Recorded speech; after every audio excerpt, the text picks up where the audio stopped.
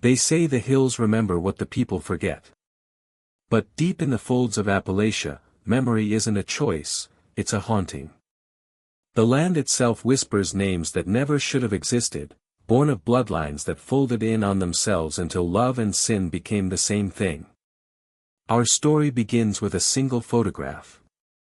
It was found in a rotting chest inside a collapsed farmhouse in McDowell County, West Virginia.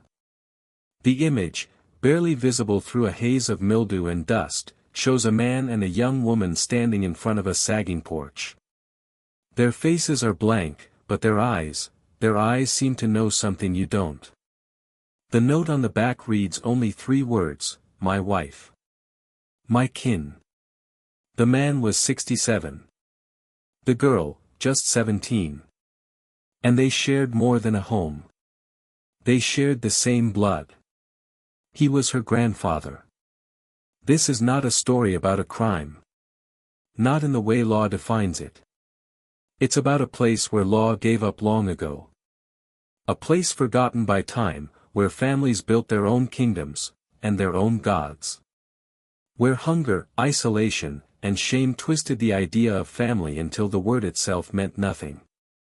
In the early 1900s, West Virginia's coal mines drew thousands of men into the mountains. But what happened to those who didn't come for work, who were born there, and never left, is something few outsiders ever saw. Entire generations trapped in valleys so steep they never saw the sunrise until noon. Education was a rumor. Medicine, a myth. And when survival depends on what's within reach, sometimes, what's within reach is your own blood. The first record of the family appears in a church ledger dated 1911. The handwriting trembles, like the priest himself wasn't sure he should write it down, union of Mr. Elias H. and Miss Sarah H., granddaughter of the groom. No last names, either forgotten or buried on purpose. The priest who wrote it left the county a week later. Locals still tell stories about Elias. They say he was a quiet man, a former coal driller who'd lost his wife to pneumonia one winter. The grief never left him. But what people noticed most was his granddaughter, Sarah. A pale, soft-spoken girl who always looked a little lost, like her mind was somewhere else. Some said she had the eyes, too far apart, always a little unfocused, as if she was staring past you, into something only she could see. After her parents died, one from a mine collapse, the other from fever, she was sent to live with Elias. What happened in that cabin on the ridge has been whispered for over a century, passed down like a curse. They say the two became inseparable. That she stopped calling him Grandpop long before anyone noticed. That by the time she turned 16, she was wearing her dead grandmother's dress. And when the preacher came, she was already carrying a child. No one stopped them. No one could. In those hills, your blood is your world. Outsiders didn't come that far up the holler, and those who did, didn't stay long. So Elias and Sarah lived as husband and wife. The first child was born blind. The second never drew breath. The third, a boy, lived, but only barely.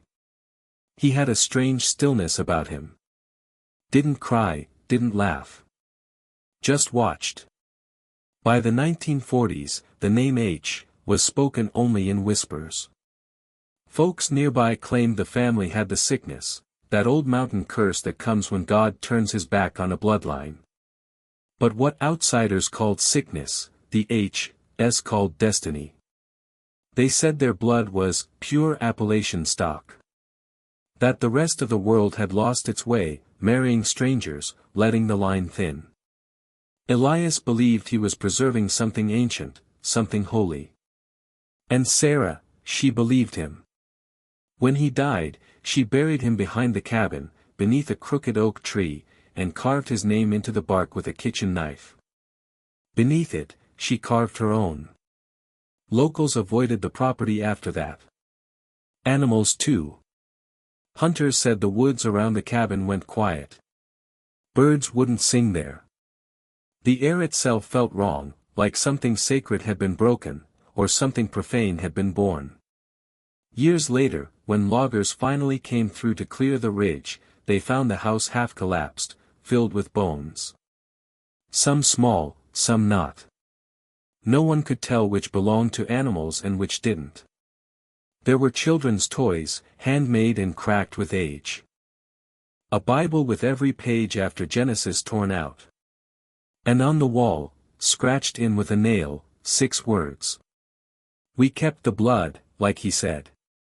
For generations, the H.S. vanished from official records.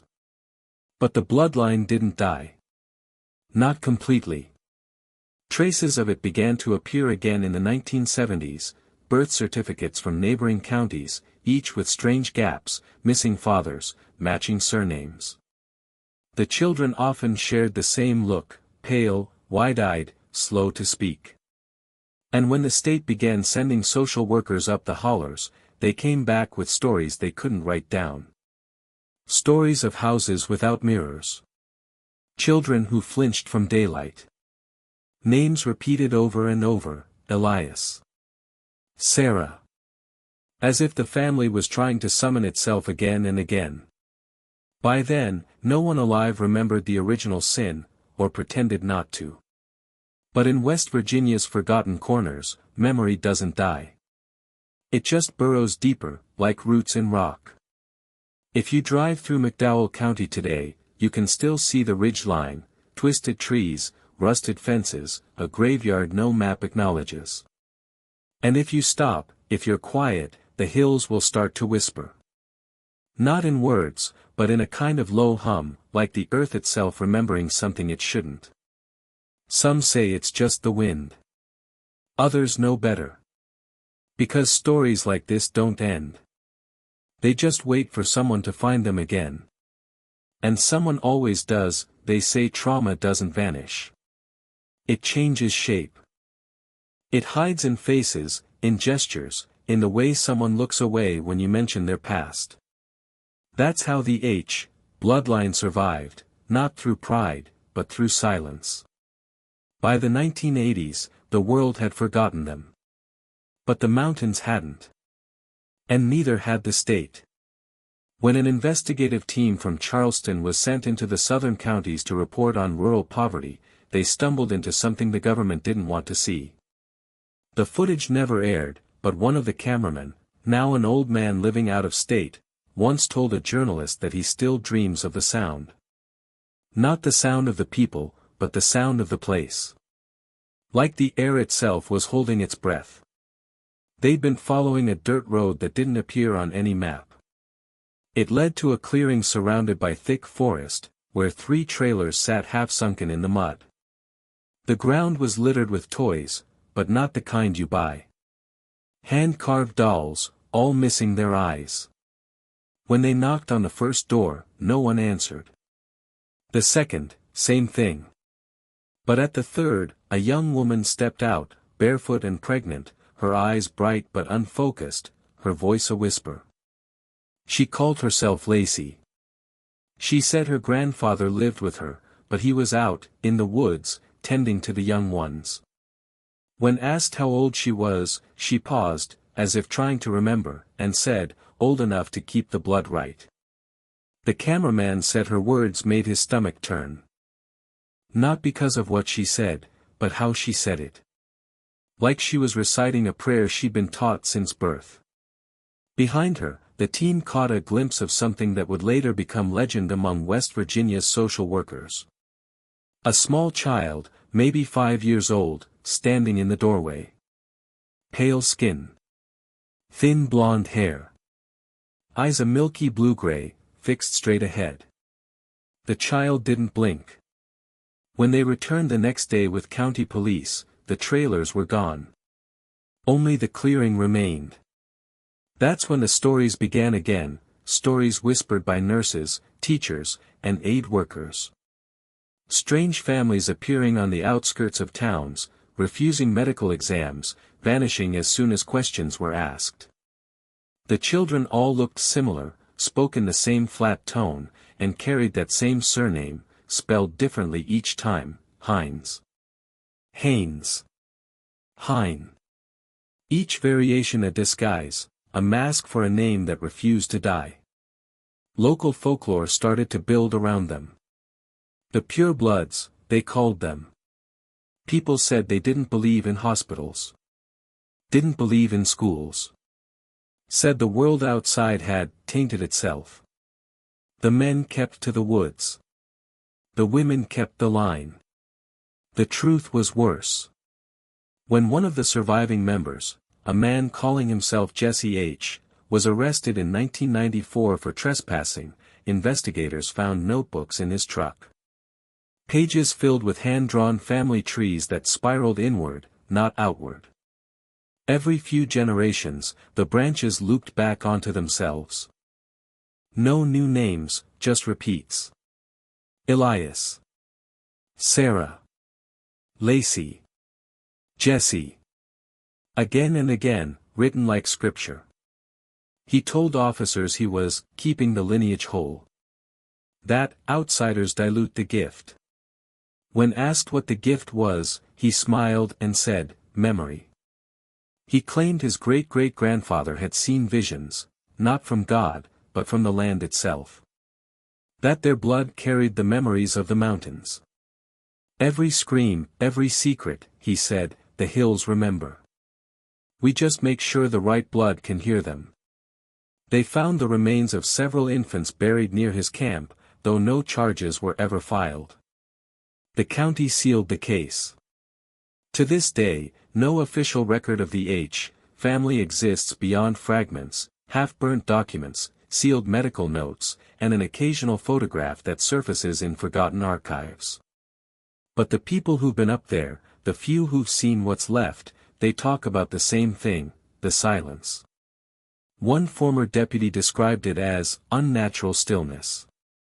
Said when he drove through the holler, his radio died. His watch stopped.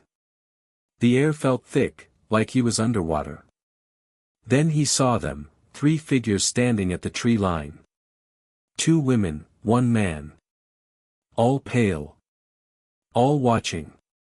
When he got out of the car, they vanished. But their footprints remained. Barefoot. Deep. Child-sized. He quit the force a month later. By the 2000s, rumors spread online, message boards, paranormal sites, obscure documentaries. They called it the inbred lineage of the Appalachians, or the blood that won't die. Most people dismissed it as backwoods myth, a Southern Gothic fairy tale for the internet age. But buried beneath the exaggeration were facts. Birth records. Death certificates. Genetic reports quietly filed and sealed. Evidence of a family line so tightly woven it became something else, something the human mind can't quite process. A lineage without time. Without change. Without escape. It's said that the last known member of the bloodline was seen near Welch, West Virginia, in 2011. A thin woman in her 30s, pale and barefoot, wandering the roadside with a child on her hip. When a driver stopped to help, she smiled and asked if he heard them too. When he asked who, she pointed to the hills and said, "Our family. They're still calling." No one's seen her since. If you're still watching, you're already braver than most. Tell us in the comments, what would you have done if this was your bloodline? Would you run? Or would you listen to the hills? Because somewhere in those mountains, something still remembers the name H. Something old. Something patient. And it's waiting for someone to come home. They say evil doesn't always roar. Sometimes, it hums, a low vibration beneath the skin of the world, waiting for someone with the right blood to hear it. By the 2010s, the story of the H. lineage had nearly disappeared again. The internet moved on. The locals learned not to talk. But the land never forgets. And every few years, something strange happens up there. Something that feels like a memory waking up. In 2017, a pair of urban explorers from Ohio, a couple in their 20s running a small YouTube channel, ventured into McDowell County, chasing rumors of an abandoned incest compound. They uploaded only one video before the channel vanished. The footage was short, less than 2 minutes, but it spread like wildfire before it was taken down. The first minute showed typical exploration, overgrown trails, decaying cabins, bits of old furniture. But the final 40 seconds were different. The man filming turns the camera toward a cabin door. Inside, you can hear a faint sound, not speech, not quite music, but a rhythmic humming, slow and deep. When he pushes the door open, the light hits something that looks like a family portrait, dozens of faces, all with the same features. Wide-set eyes. Narrow jaws. Expressionless. The woman whispers, "They all look the same." Then the camera drops. The video cuts out. No one has heard from them since. Locals claim the cabin still stands, though no one will say where. They say it's not empty. They say sometimes at night, if you drive far enough into the back roads, you'll see candlelight flickering behind the trees. A sound, too, low, unbroken humming, almost like breathing. People who live nearby call it the old blood's prayer. Some believe the bloodline died out long ago. Others insist it simply learned to hide. One nurse in Bluefield reported a patient in 2021, a woman in her 40s, no ID, no medical records, brought in after collapsing at a gas station. She spoke in an accent no one recognized. When asked her name, she said, "Sarah. Sarah H." When the nurse smiled and said, "That's a pretty name," the woman replied, "It's not mine. It's ours." Within hours, she disappeared from the hospital. Security footage shows her walking out barefoot, holding her bag in one hand, looking straight into the camera. For a split second, she smiles, and her lips move, but no sound comes out. The footage ends there. It's easy to dismiss stories like this as superstition, or rural myth. But myths don't leave records. They don't leave photographs, fingerprints, or graves.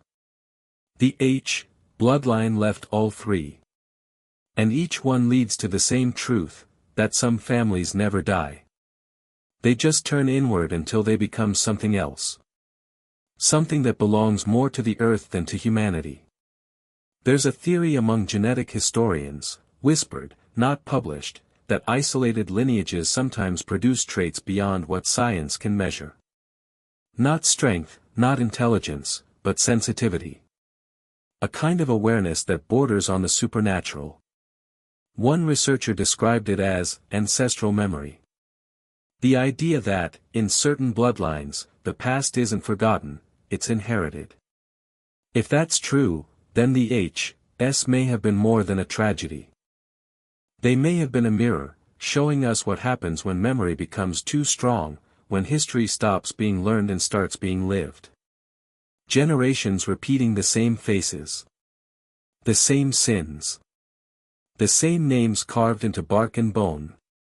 And somewhere, deep in the Appalachians, that echo still moves. Travelers have claimed to see figures watching from the tree-line, pale faces, wide eyes, lips moving soundlessly. Some hear humming that follows them for miles. Others say their radios fill with static the moment they cross into certain valleys, as if the land itself refuses to let sound escape. Maybe it's just wind through the hollers. Maybe it's something else. Because if blood can hold memory, then maybe the mountains remember, too. They remember Elias and Sarah. The vow they made. The sickness that followed. The children who bore both faces and none. They remember what was buried under that oak tree, and what never stayed buried. Every so often, someone finds an old photograph in a thrift store or an attic. A man and a woman, side by side. No names. No date. Just two faces that look too similar. And always, on the back, the same 3 words, written in an unsteady hand, my wife. My kin. It's impossible to know how many of them are still out there, or if the bloodline ever truly ended. Some say it's diluted into the wider world now, invisible, quiet. Some say it's waiting, gathering strength, passing through generations until the time comes to return home. Maybe that's why the hills feel heavier when you drive through them at night. Why the air thickens, the trees seem to lean closer, the radio fades to a low hum. Because the blood remembers.